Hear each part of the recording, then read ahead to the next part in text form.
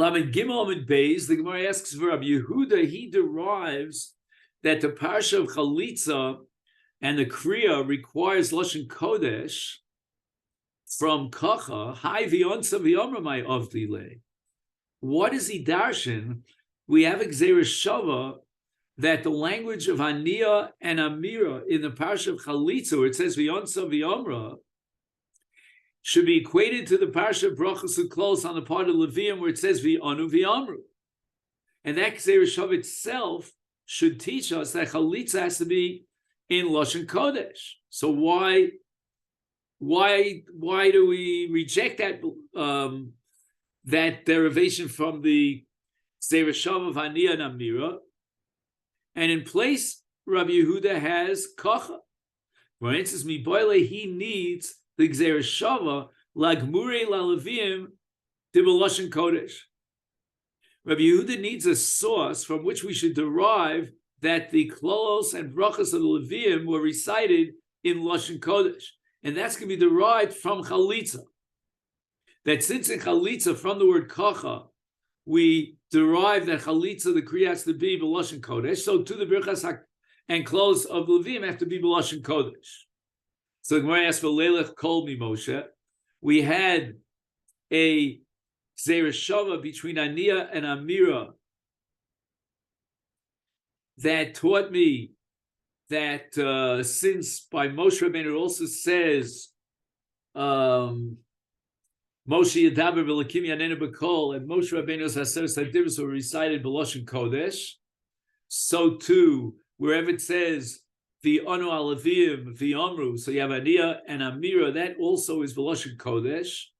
So why does Rabbi Yehuda feel compelled to derive that the Brachos and Klolos Levium were B'Lashon Kodesh from a Gzeira Shava to Chalitza? Forget about Chalitza, leave out Chalitza. Let's just derive from Moshe. And the Gemara answers Aniyah Gomer, Kol Lo Gomer. There's certain Gzeira Shavos that, I should say actually all Gzeira Shavos, are received in transmission from one's Rebbe. Rabbi Yehuda had a Kabbalah from his Rebbe to darshan the Gzeira Shava Aniyah of Amira. He did not have a Kabbalah from his Rebbe to darshan the Gzeira Shava of Kol. And we have a principle, Ein Odom Dan Gzeira Shava Miatzmo. A Gzeira Shava has to be a transmission from one's Rebbe. Tanya Nami Hochi, Rabbi Yehuda Omer Kol Mokom Shenemar Kol Koch Aniyah of Amira Eino El B'Lashon Kodesh. So we have we have Kocha, we have Aniyah and Amira. So we have in Birchas Kohen, Sevarchu, and that requires Lashon Kodesh. Then we have Kocha in the parsha of Chalitza. So the Amira of Chalitza would only be valid if it was recited in Lashon Kodesh. Then we have Aniyah ve'Amira as far as Brachos Uklolos, still Levium, and that's derived from Chalitza, because in both Chalitza and in Brachos and Klolos we have Aniyah, Aniyah and Amira.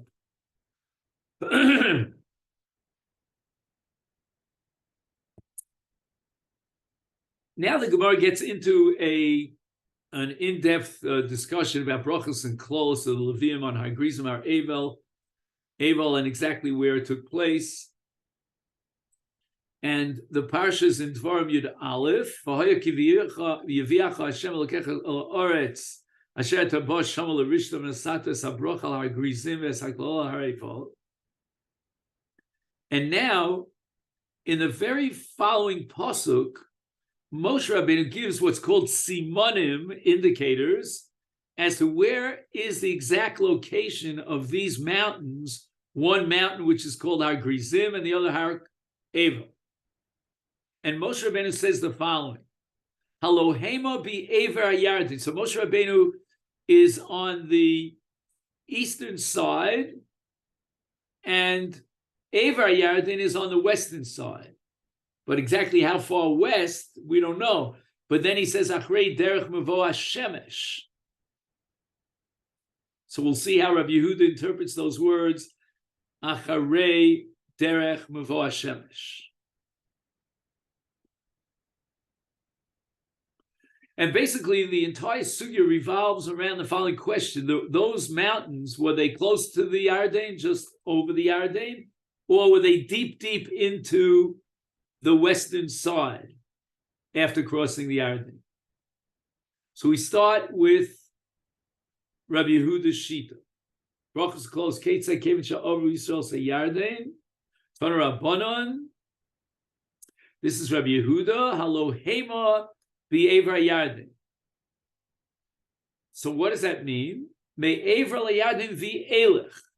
In other words, on the western side of the Jordan, but far from the eastern side. So we're penetrating deep into the west.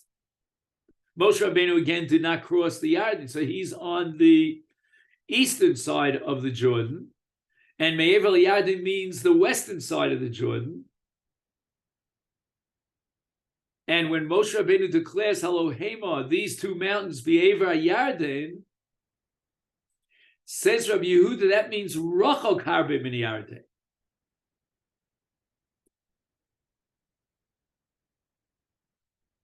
And then Moshe Rabbeinu adds the words Achrei Derech Mevo HaShemesh. Those mountains are far away from the Bia Shemesh. Mokum Shecham Zorachas. Now, I thought Bia Shemesh meant sunset, but that's not true. Bia Shemesh in this pasuk is interpreted as sunrise. So sunrise, of course, is in the east. And Achrei Derech Mevo HaShemesh means that these mountains are on the western side, far away from the eastern side where the sun rises. And then Moshe Rabbeinu continues and he says, B'eretz HaKnani Ayoshe Bar Rava,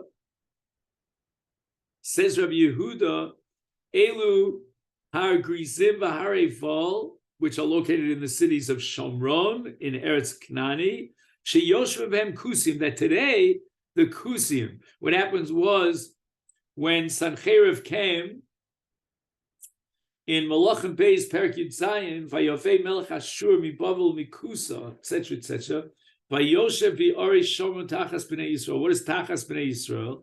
He sent the 10 Shvatim into Golus, and he settled in their place. The 10 Shvatim were replaced by the Kusim. And Har Grizim and Har Eval that are in the area, the territory called Shomron in Eretz Knani, which down the line in the future, after Sancherev settles his people when he exiles the 10 Shvatim, that will be the Kusim that will be there with the Knani, Hayoshe Bar Rava, that are sitting on the west, in the west. Now, Moshe Rabbeinu gives another simon as to where these harim are located. Mul ha-Gilgal. Now, it's interesting, the name Gilgal, because in Sefer Yoshua, that's the location where Yoshua circumcised the people, the men of Israel, after they entered into the land, and therefore it's called Gilgal. What is Gilgal? That through Milah, Negula Cherpa HaMitzvahs. They removed the cherpa of the Mitzrayim. In other words, the Jewish people in Egypt were Arelim, and that's called Meusim, and that Miaskite, that cherpa, was removed, and that's called Gilgal. Now, Rabbi Yehuda says, what is Mul Gilgal? Samach le Gilgal. The word Mul means like, right across the street. Like, let's say I live on this side of the street and your window is Mul, is on the other side of the street. So it means that even Gilgal is far away from the Mizrach of the Yarden. And then the pasuk says, Eitzel Elon Moreh, and that means Shechem. How do you know that Elon Moreh is Shechem? L'halanu Omer, in Avram Avinu, it says, Vayavar Avram ba'aretz, ad mekom Shechem ad Elon Moreh. Ma Elon Moreh ha'omer lahalon. In Avram Avinu is Shechem, af, so to Elon Omer kan, in the brachas of the Klolos is Shechem. So we have a Gzeres Shava to teach us that Elonei Moreh is Shechem. And now the Bryce is going to quote Rabbi Elazar Rabbi Yossi, who has this ongoing, hence, dialogue with the Kusim. The Kusim rejected Torah Sheba'al Peh, and they set up Shechem as their temple, as their Jerusalem, so to speak. And he quotes here in the footnote, in the name of the Nitziv, that the Kusim Kavu Hargrizim, they set up Hargrizim in Shechem as the Mokom Asher Bocha Bo Hashem, as the chosen place, because the Torah doesn't identify exactly the location of that place. It just says a Mokom Asher Bocha Hashem Fakrovas Karbonos. And the Kusim said, well, look, if the brachas and klolos are given on Har Grizim and Har Evel, and it says v'zavachta shlomim v'achalta sham, so therefore the Kusim thought that they would set up Har Grizim as the makom asher bocha Hashem lahakar karbonos, and they set up a Dmus Yonah. The Gemara tells us in Chulin Daf Vav on the top of Har Grizim. They worshipped that Dmus Yonah, and they became Mumrim La'avodah Zarah. Tanya, we learned to the Brayso, Rabbi Elazar Rabbi Yossi, B'davar Zeh, Zeyafti Sifrei Kusim.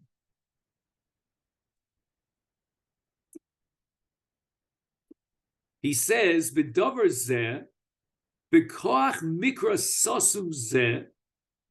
In other words, the Torah says Elonei Moreh. It doesn't say exactly where it is. And as a result of this mikra sosum, where the Torah doesn't define exactly the location precise of Elonei Moreh, I was able to prove that the Sfarim of the Kusim were mizuyafim. They were all counterfeit. Amarti lehem. Here's what I told the Kusim. Ziyaftim Toraschem. You added words to the Torah. V'lo alisam biyodchem klum. And what you ended up with was nothing. Nothing more than the Mesores that we have accepted from the Chachamim in the Drashas HaTorah and Torah Sheba'al Peh. And now he explains what that means. Shatem omrim elonei moreh Shechem. You claim that the brachas and the klolos were given in a city called Shechem, and therefore you were mezayef the Torah. You added a word to the Torah. It says Eitzel Elonei Moreh, and you added the word Shechem. Okay, but you had to change the Torah to be mezayef and counterfeit the Torah. We also agreed that the city of Elonei Moreh Shechem, but the difference between you and us is you don't have the Gzeres Shava that we have to Avraham Avinu to prove and establish that Elonei Moreh Shechem. You don't accept the drashos of Gzeres Shava Chachamim. So how do you know to establish that Elonei Moreh is going to be a holy city because it's Shechem? You have no way of proving that. And therefore, I have proven, says Rabbi Elazar, that your Sfarim are Mizuyafim. You have no choice but to accept the Torah Sheba'al Peh of the Chachamim. Okay, now we had Rabbi Yehuda's Shita in the Brisa as to where Har Grizim and Har Evel, they're deep, deep into the west. Now the Brisa is going to present the dissenting view of Rabbi Elazar. Rabbi Elazar Omer, with regard to the exact location of Har Grizim and Har Evel, Halohema bi'evar Yarden Samuch li'Yarden. The exact opposite of Rabbi Yehuda. The Ever Yarden doesn't mean deep, deep after you cross the Yarden to the west. No, immediately after you cross the Yarden. If you're going to argue like Rabbi Yehuda, it means that we go beyond the Ever Yarden, deep into the west. Halok Siv, the pasuk says in Dvar Chav Zayin, the rest of the pasuk says, "Takimu es havonim ha'elu asher anochi mitzaveh eschem hayom bar evil," and then follows the bracha, the seder brachas and klolos of the Levium. In any event, it's mashma. It implies that on that day when they left and crossed the Yarden, they were commanded to set up these havonim on Har Evel. So you're going to argue that they had to go all the way to the Shomron. They couldn't have done that on the same day. And here it says, Asher Anochi Mitzaveh Eschem Hayom. Hayom. Immediately on this day when you cross the Yarden, set up these Havonim and recite the brachas and klolos. So that means on that very day that they crossed the Yarden, they could have gone too far. They didn't go all the way to Shomron. And Rabbi Elazar continues to interpret the Simonim of Moshe Rabbeinu, Achrei Derech Mavo HaShemesh, those mountains that are far away from the west, Mokom Shachama Shokas. Mavo HaShemesh means what I think we thought intuitively it meant sunset, not sunrise. And that's the west, of course.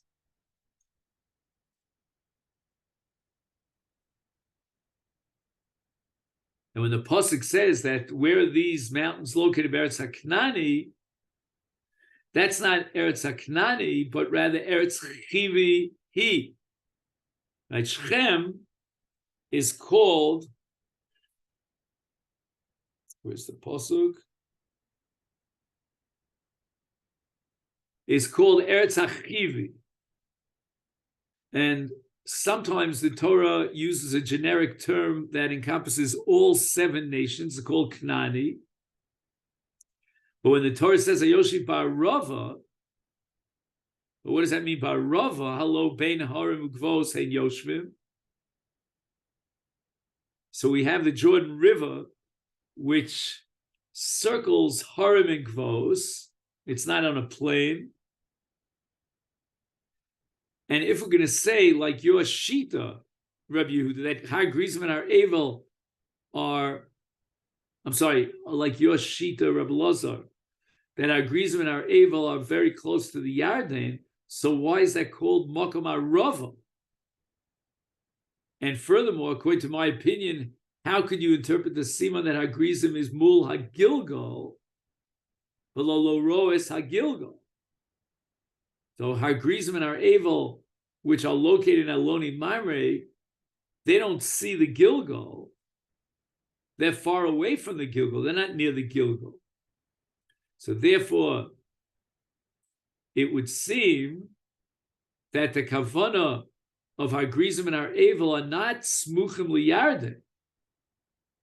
Now, the strange thing is, Rabbi Elazar holds that Har Grizim and Har Evel are Smuchim Liyarden, and he doesn't even answer his own questions.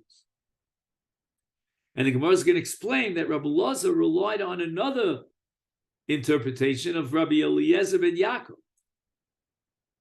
As we learn now, Rabbi Eliezer ben Yaakov Omer, Har Grizim and Har Evel were very close to the Yarden, as we saw in Rabbi Elazar. V'lo Kosa, when it says Ayoshi Bar Rava, El Laharos Lahem Haderech.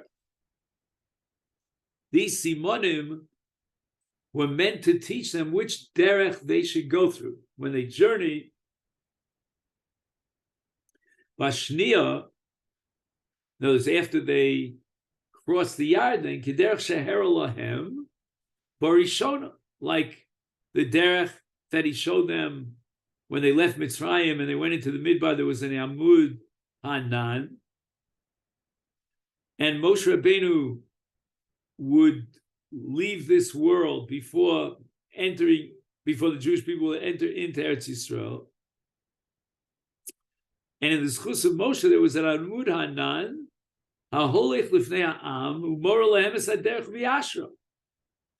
But now they cross the Yarden. They don't have the Amud Anan because they don't have Moshe Rabbeinu.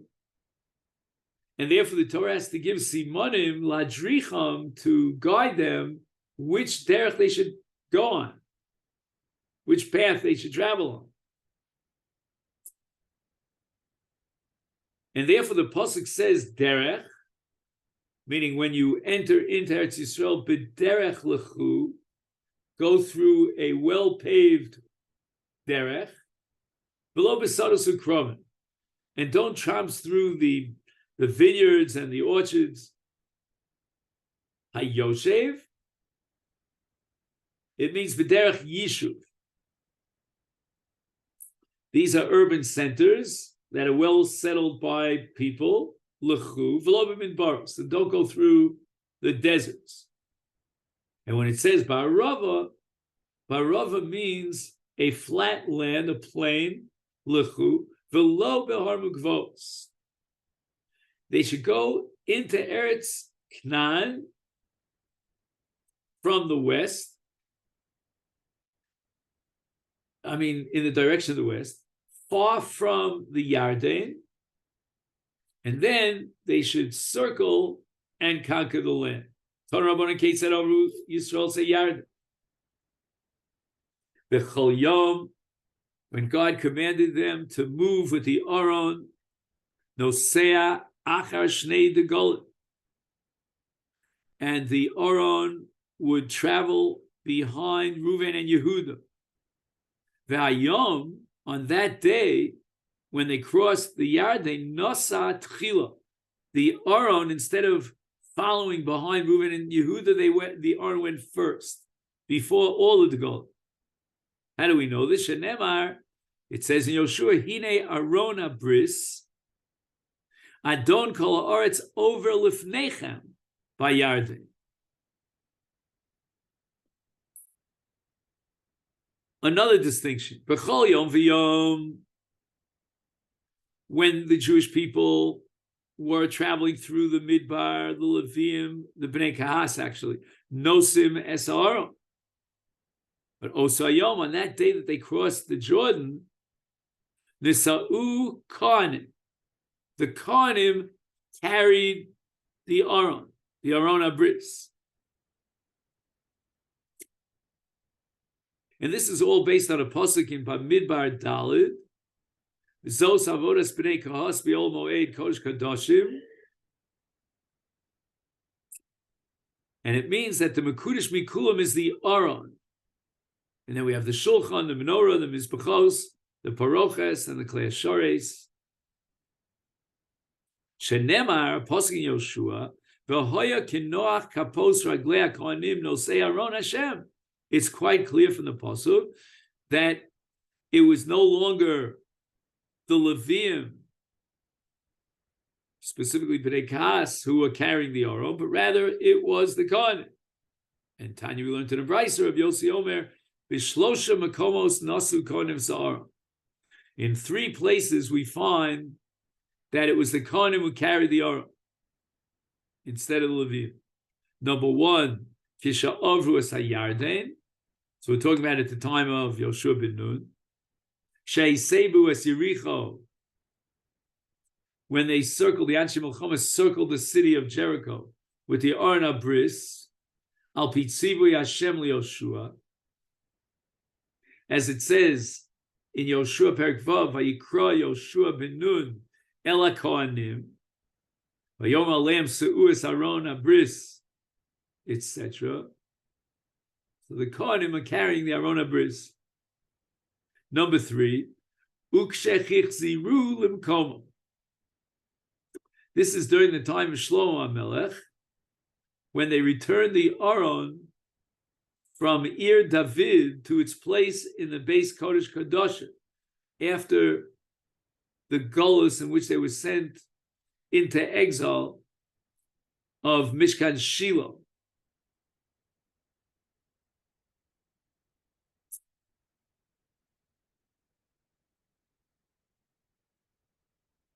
And now on the top of Lamed Daled is Kevon Shenitbelu ragle konim b'mayim. As soon as the feet of the konim were carrying at the very beginning of the procession, the Aron touched the water of the Yarden, the water hifsiku limoshech b'Yarden, and all the water that came nermu legova. It became like a wall, a vertical high wall. So the waters of the Jordan stopped flowing and they stood in a place. Be'evra Kohen. Shenemar, how do we know this? Kivo, ukivo nosei ha'oron ad ha'yarden, v'raglei ha'kohenim, nosei ha'oron nitbelu b'ktzei ha'mayim, and immediately it says, v'yamdu b'mayim ha'yordim ilamala, at the place of Evra Kohenim, the waters stopped flowing, and the waters somehow kamu neid echad, they stood up miraculously, one on top of the other, so to speak, like a wall. V'kama govam shel mayim. How high was this node echad in the Yarden? And we're going to have a machlokas tanoim about that, which in Mirz Hashem we will pick up tomorrow.